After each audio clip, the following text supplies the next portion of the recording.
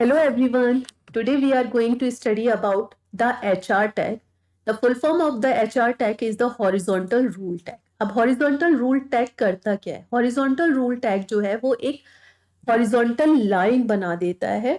और क्यों बनाना चाह रहे हैं हम एक हॉरिजॉन्टल लाइन कि हम ये चाहते हैं कि मेरी एक ये हेडिंग है और ये हेडिंग है, ये दोनों हेडिंग एक दूसरे से अलग हो जाए। तो मैं क्या करूंगी कि इनके बीच में जो है वो एक लाइन बना दूंगी। फॉर एग्जाम्पल ये लाइन हमने इन दोनों के बीच में बना दी। तो इसने क्या किया कि इन दोनों कंटेंट्स को एक दूसरे से सेपरेट कर दिया। तो ये काम हम वेब पेज पे करने के लिए HR टैग का जो है वो यूज करते हैं। HR टैग जो है हमारा एम्प्टी टैग है। इसका मतलब ये है कि मुझे इसमें सिर्फ स्टार्टिंग टैग लगाना होगा और एंडिंग टैग लगाने की कोई जरूरत नहीं है। तो हम सबसे पहले इसको प्रैक्टिकली अप्लाई करके देख लेते हैं कि फॉर एग्जाम्पल मेरे पास एक यहाँ पे एक लाइन लिखी हुई है, दिस इज अ कंप्यूटर। और मैं क्या चाहती हूँ कि उसके नीचे मैं एक हॉरिजॉन्टल लाइन बना देना चाहती हूँ और फिर मैं लिखना चाहती हूँ कि this is a hardware.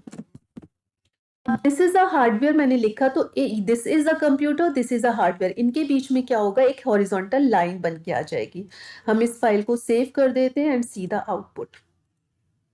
This is the computer एक लाइन बन के आ गई है और उसके नीचे दिस इज हार्डवेयर लिख कर आ गया।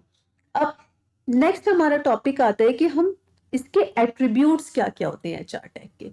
तो सबसे पहला एट्रीब्यूट जो होता है वो होता है अलाइन। अलाइन क्या करेगा, ये बताएगा कि मेरी लाइन की पोजीशन क्या होगी, कि मेरी लाइन लेफ्ट में होनी चाहिए, राइट में होनी चाहिए या सेंटर में होनी चाहिए। ठीक है, इसकी तीन पॉसिबल वैल्यूज होती हैं।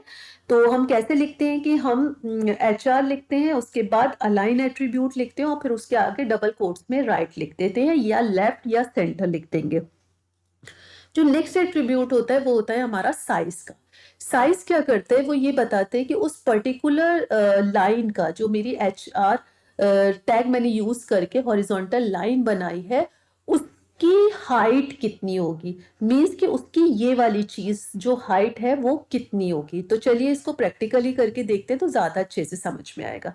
यहाँ पे मैंने सबसे पहले जो एक HR टैग यूज किया है वो नॉर्मली मैंने सिर्फ HR को यूज किया और उसके साथ और उसका कोई एट्रीब्यूट नहीं यूज किया है। तो देखिए यहाँ पे एक ये लाइन मेरी बनकर आ रही है। अब मैं क्या करती हूँ कि यहाँ पर this is a hardware, this is hardware के नीचे मैं HR टैग लगाती हूँ और उसके बाद मैं यहाँ पे जो साइज है अपने उसका वो मैं दे देती हूँ फॉर एग्जाम्पल 20। और जो साइज है वो हमेशा हम पिक्सल में करते हैं। तो अब हम मेजर करते हैं। तो अब मैं इसको क्लोज कर देती हूँ, फाइल को अपनी सेव करती हूँ, देखती हूँ कि जब मैं HR का साइज 20 करूंगी तो मेरा क्या रिजल्ट आएगा।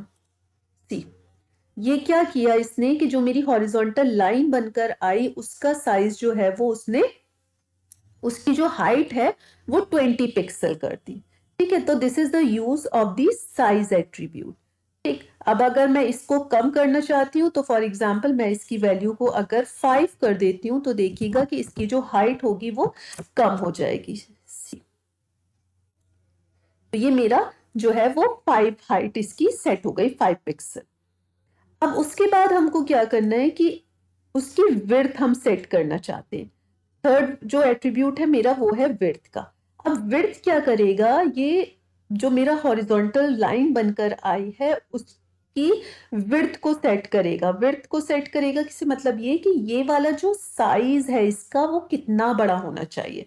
ठीक है, तो हम इसको प्रैक्टिकली करके देख लेते हैं कि मैंने यहाँ पर एक और लाइन लिख ली, दिस इज सॉफ्टवेयर। और अब मैं यहाँ पे लगा देती हूँ एक HR टैग।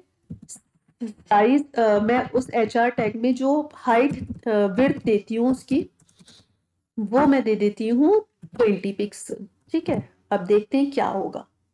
फाइल को करेंगे सेव और अपने आउटपुट को देखेंगे, रिफ्रेश करेंगे। सी, ये क्या हो रहा है मेरी कि ये मेरी जो लाइन का साइज है वो 20 पिक्सल में इतना बड़ा बन के आया है। ठीक है, थोड़ा सा इसके साइज को हम बड़ा कर देते हैं। फॉर एग्जाम्पल मैं इसको 70 कर देती हूँ। फाइल को करेंगे सेव, इसको करेंगे रिफ्रेश। सी, तो 70 में मीन्स ये इसकी मेरी जो लाइन है उसकी लेंथ कितनी होगी वो हम सेट करते हैं by using the width property. ठीक है, अब मैं इसको कर देती हूँ यहाँ पे अलाइन एट्रीब्यूट का use, that is align equal to double quotes, I want to align it to the right side. मैं राइट साइड में इसको अलाइन करना चाहती हूँ। फाइल पे गए, सेव करा, अपने वेब पेज पर आए, रिफ्रेश करा, सी तो मेरी जो लाइन थी वो मेरी राइट में अलाइन हो गई है। तो this is the use of the align attribute. अब उसके बाद जो मेरा लास्ट एट्रीब्यूट आता है that is the no shade attribute. तो नो शेड एट्रीब्यूट क्या करते हैं कि बेसिकली जब मेरी लाइन बनेगी तो वो नॉर्मल लाइन बन के आए, उसमें कुछ शेड नहीं आए। अब ये बात ऐसे अभी क्लियर नहीं होगी। मैं एक काम करती हूँ कि जो मैंने लाइन बनाई थी HR, तो फर्स्ट लाइन को अगर आप यहाँ पे देखेंगे तो आपको ये दिख रहा होगा कि यहाँ पर एक डार्क ग्रे सी लाइन आ रही है, उसके नीचे एक लाइट ग्रे लाइन आ रही है। तो वो क्या है, वो शेड है, जो लाइट कलर वाला है वो शेड है। तो हम ये चाहते हैं कि ये शेड हमारे लाइन में नहीं आए।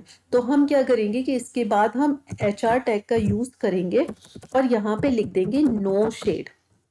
मैं अपनी फाइल को सेव करती हूँ और फिर अपने पेज को रिफ्रेश करती हूँ। तो देखिए अब जो मेरी लाइन आई है, आप देखो इसके कलर में डिफरेंस है। और जब मैं इसको बड़ा करके देखूंगी तो यहाँ पे आपको कोई शेड नहीं नजर आ रहा होगा, जबकि फर्स्ट वाले को आप देखेंगे तो इसमें आपको शेड नजर आ रहा है। सेकंड वाले में भी देखेंगे तो एक डार्क कलर की लाइन है और एक लाइट कलर की, बट यहाँ पर हमारे कोई भी शेड नहीं आ रहा है, क्योंकि हमको कोई शेड नहीं चाहिए था, इसलिए हमने नो शेड प्रॉपर्टी का यूज करा। So I hope so that this much is clear to everyone, and thank you for watching my video.